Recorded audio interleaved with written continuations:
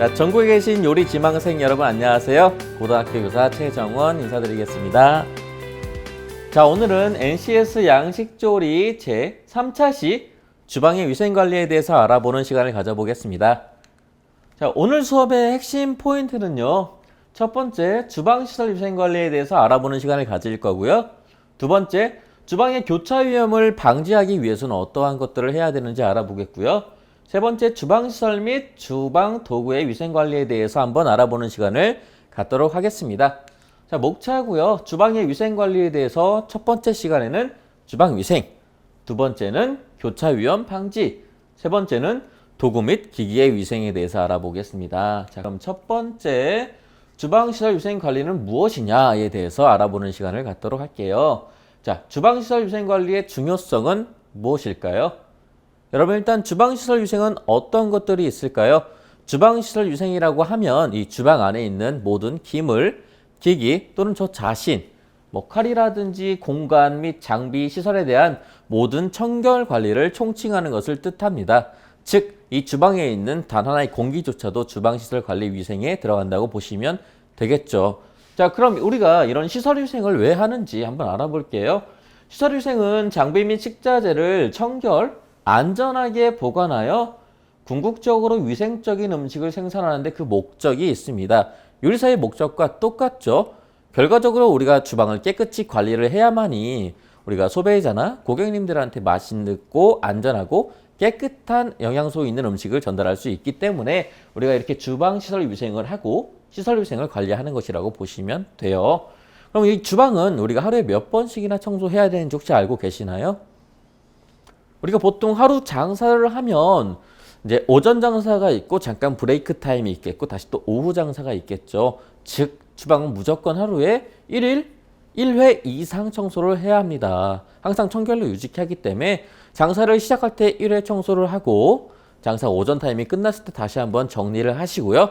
오후 타임 시작해서 마무리할 때 정리 작업할 때 총 청소를 하시면 됩니다. 나중에 여러분들이 요리사로 취직을 하시거나 가게를 오픈하셔도 청소는 기본적인 것이 돼야 하기 때문에 이 점을 꼭 지키시고 장사에 임하시면 되겠습니다. 자, 그리고 정기적인 방제 소독을 실시해서 해충을 제거해야 하는데요.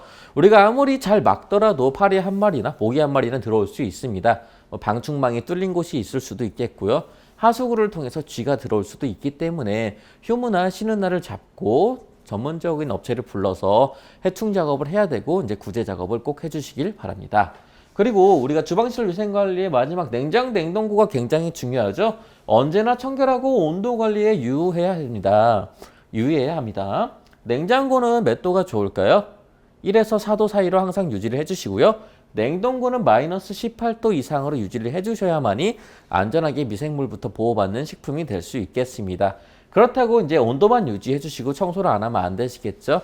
겉면과 안쪽 보도 다 항상 청소를 해주시고 그런 식으로 주방 위생을 관리하면 식중독 걱정 없는 깨끗한 주방이 될 수 있겠습니다. 자, 그럼 이제 우리가 두 번째, 주방 내 교체 오염을 예방하기 위한 기본 청결 관리에 대해서 배울 건데요. 6가지 항목이 있어요. 냉장, 냉동시설이 있고요. 상온 창고, 화장실, 그리고 청소 도구함, 배수로, 배기우두, 대표적으로 이렇게 6가지로 나눌 수 있겠습니다. 첫 번째, 냉장, 냉동시설부터 볼게요. 아까 냉장은 몇 도라고 했죠? 1에서 4도 정도로 유지하면 된다고 했죠? 냉동은 마이너스 18도로 유지를 해주시고요. 냉장고, 냉동고는 자주 세척 및 살균을 자주 해주셔야 됩니다. 식재료를 직접적으로 보관하는 곳이기도 하고 오랫동안 유지를 하기 위해서는 안에서 미생물이 자라면 안 되기 때문에 성에가 끼거나 이물질이 바닥에 쌓여 있으면 바로바로 닦아주고 깨끗하게 유지시켜주기 바랍니다. 두 번째로, 내부 표면 및 용기는 매일매일 세척해 주셔야 합니다. 냉장고뿐만 아니라 냉장고 안에 집어넣고 보관하는 용기 같은 것들도 항상 겉면을 깨끗하게 닦아서 유지해 주시면 되겠습니다. 두 번째, 상온 창고는 우리가 상온에서 보관하는 식자재들이 따로 있잖아요. 그것들을 모아놓는 창고를 뜻하고 있는데요. 어떻게 유지해야 되는지 한번 볼까요? 첫 번째로, 바닥에 먼지나 이물질이 있으면 안 되겠죠. 항상 깨끗하게 제거를 해주시고요. 이제 물 청소, 바닥 청소 후에는 반드시 환기를 시키시고 자연 건조를 시켜주시기 바랍니다. 바닥은 항상 건조 상태를 유지시켜주고 바닥에 물이 쌓여 있으면 그게 이제 자연적으로 환기를 안 시키면 환기가 되지 않기 때문에 미생물이 생겨서 식품을 오염시킬 수 있어요. 그렇기 때문에 항상 청소 후에는 깨끗하게 건조를 시켜주셔야 됩니다. 그리고 항상 선입선출의 원칙을 준수하여야 되는데요. 여러분 선입선출이 뭔지 아실까요? 다들 잘 알고 계실 거예요. 먼저 들어온 식품을 먼저 반출한다라는 뜻이에요. 먼저 들어온 식자재가 있는데 이 식자재가 조금 안 좋아졌다고 뒤에 새로 들어온 식자재를 써버리면 이 식자재를 버려야 하고 또 안에서 곰팡이가 생길 수 있기 때문에 무조건 먼저 들어온 식자재에 라벨을 표시하고 이름을 잘 체크해서 날짜와 시간을 잘 체크해서요. 먼저 사용하시고 뒤늦게 들어온 거를 뒤에다 배치하는 그런 원칙을 꼭 지켜주시기 바랍니다. 그 외에도 뭐 깔판이나 선반 등은 항상 청결하게 먼지를 닦아주고 관리를 해주시면 되겠습니다. 세 번째 화장실에 대해서 한번 배워볼 건데요. 요리사가 요리를 하다가 중간에 이제 화장실을 가고 싶을 때가 있을 때는 항상 조리복을 모두 탈의하고 간편한 기본 복장으로 가셔야 됩니다. 그리고 이제 주방과 화장실은 당연히 붙어 있으면 안 되겠죠. 고객님이 쓰시는 화장실과 우리 요리사가 쓰는 화장실은 또 다르게 배치되어 있어야 합니다. 그 정도 점은 기본적으로 알고 계셔야 하고요. 화장실의 변기는 항상 청결하게 유지하시길 바랍니다. 그래야만 하죠. 이물질이 쌓여 있으면 이제 우리가 분변을 통해서 식중독을 유발할 수 있기 때문이죠. 두 번째, 바닥 타일에 균열이 없고 이물질이 없이 유지를 하셔야 됩니다. 항상 화장실은 청결한 상태를 유지시켜야 돼요. 세 번째, 모든 화장실 공간 안에는 먼지가 쌓여 있어서는 안 됩니다. 항상 화장실 청소도 주방 청소와 마찬가지로 하루에 한 번씩 꼭 진행시켜 주시기 바랍니다.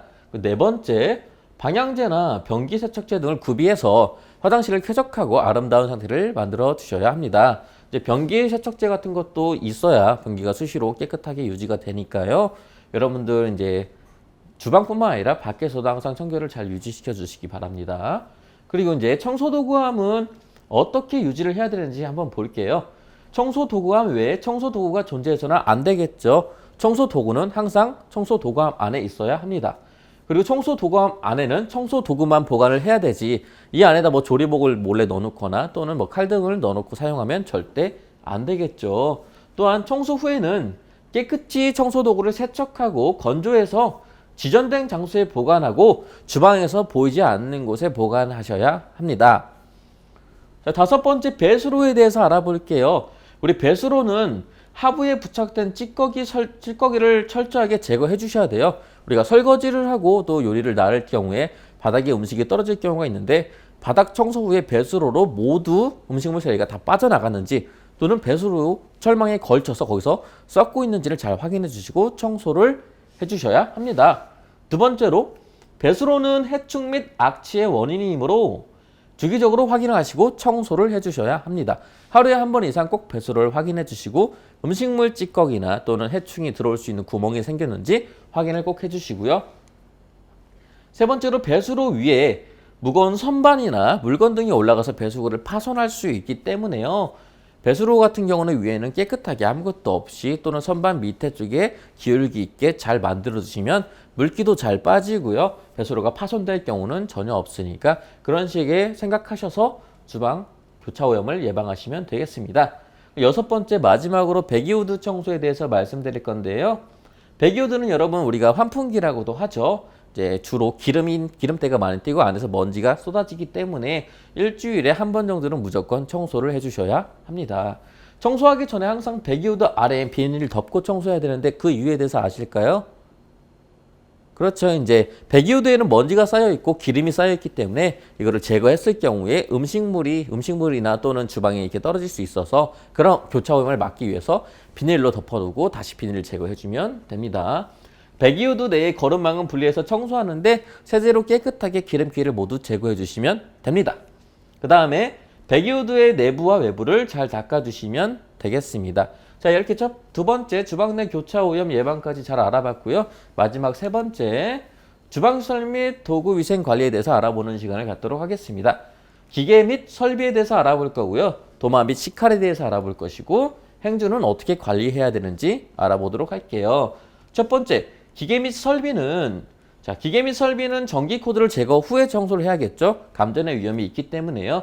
완전히 분리해서 뜨거운 물로 5분간 씻어주면 되겠습니다. 그래서 세제로 세척 후에 흐르는 물에 세제를 깨끗이 제거해야겠죠. 주방에 쓰는 기계는 전부 음식과 직접 닿기 때문에 세제가 남아있으면 여러분들 식중독에 걸릴 수도 있기 때문에 반드시 흐르는 물에서 충분히 씻어주고 깨끗하게 건조시킨 후 재조립을 하시면 되겠습니다. 그리고 분해할 수 없는 설비가 분명히 있습니다. 이런 부분은 이제 지저분한 곳을 뭐 행주나 또는 키친타올로 깨끗이 닦아주시길 바라겠어요. 그래서 이제 위생타올로 물기를 완전히 제거한 후에요. 분해할 수 없는 곳들에는 이제 알코올용 소독이 있어요. 소독용 알코올을 분무해서 이 알코올 성분이 완전히 제거되면 그때부터 다시 사용하시면 되겠습니다. 자, 두 번째, 도마와 식칼 관리인데요. 도마는 종류가 여러 가지가 있죠. 뭐 육류용의 빨간색, 해산물 파란색, 그리고 야채용의 초록색, 다용도 하얀색 등이 있는데요. 종류별로 나눠서 뜨거운 물로 80도의 뜨거운 물로 씻고 세제를 묻혀서 세척합니다. 기계 설비와 마찬가지로 흐르는 물에서 세제를 많이 씻어줘야 돼요. 확실하게. 왜냐하면 도마는 직접적으로 식품이 닿는 곳이기 때문에 절대 세제가 남아있으면 안 됩니다. 자, 그래서 완전히 건조시킨 후에 사용하시면 되겠습니다. 요즘에는 도마 건조기도 있고요. 또는 위생적으로 하는 소독기도 있기 때문에 그래서 도마를 잘 보존시켜 주시면 되겠습니다. 마지막으로 행주 관리인데요. 여러분, 행주는 우리가 유지품이 아니에요. 소모품이기 때문에 정기적으로 한 번씩 빨아주는 것도 좋지만 갈아주는 것도 굉장히 좋은 방법입니다. 행주는 뜨거운 물에 담가 1차 세척을 하고 반드시 식품용 세제로 씻어서 깨끗한 물로 헹궈줍니다. 그 후에 100도씨에서 5분 이상 끓이는 자비 소독을 해주시면 되겠습니다. 그리고 여러분, 행주는 예전에는 우리가 햇볕에 무조건 말렸지만 요즘엔 대기 중에 미세먼지가 굉장히 많잖아요. 그래서 대기 중에 오염된 물질들이 오염될 수도 있기 때문에 요즘엔 건조기를 많이 사용하기도 합니다. 세상이 참 많이 좋아졌죠. 그래서 의료용 세제는 형광염료가 포함되어 있어서 반드시 식품용을 사용해서 여러분들이 이제 음식을 먹거나 또는 이제 행주로 이제 식기를 닦을 때 오염되지 않도록 교차 오염을 꼭 예방시켜 줬으면 좋겠습니다. 자, 이렇게 오늘 주방시설 및 도구 위생관리까지 다 끝냈는데요. 여러분들이 주방에 취직을 해서 요리사로서 어떻게 주방을 관리해야 하는지 다시 한번 잘 생각하시고 앞으로도 위생적인 조리사가 되길 바라겠습니다. 오늘도 수고하셨습니다. 감사합니다.